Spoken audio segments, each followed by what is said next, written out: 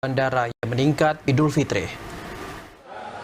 Selain di areal parkir, patroli dilakukan personel kepolisian hingga ke areal check-in Bandara Sultan Iskandar Muda Blang Bintang Aceh Besar.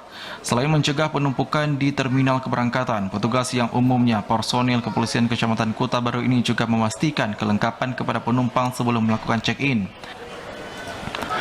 Arus balik di Bandara Sultan Iskandar Muda Blang Bintang diprediksi terjadi dalam 2 gelombang, yakni dari tanggal 25 hingga 30 April mendatang.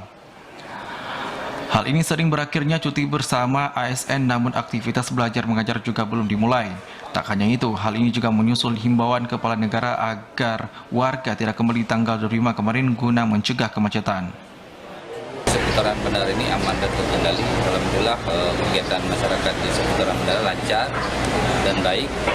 Untuk penerbangan masih landai, mungkin di Amin berikutnya mungkin akan melonjak. Arus balik gelombang pertama di Bandara SIM diprediksi telah terjadi sejak 2 hari pasca Lebaran atau Minggu kemarin. Data Pasca Idul Fitri 1444 Hijriah, PT Angkasa Pura mencatat sebanyak 1.797 penumpang berangkat maupun tiba di terminal domestik bandara ini. Jumlah ini meningkat 50 hingga 100% dibanding tahun sebelumnya. Peningkatan juga terjadi di terminal kedatangan maupun keberangkatan internasional di hari kedua Idul Fitri. Sebanyak 745 orang penumpang berangkat dan tiba di Bandara Sultan Iskandar Muda dan dilayani 5 penerbangan. Dari Aceh Besar, Arman Konadi, TVRI melaporkan.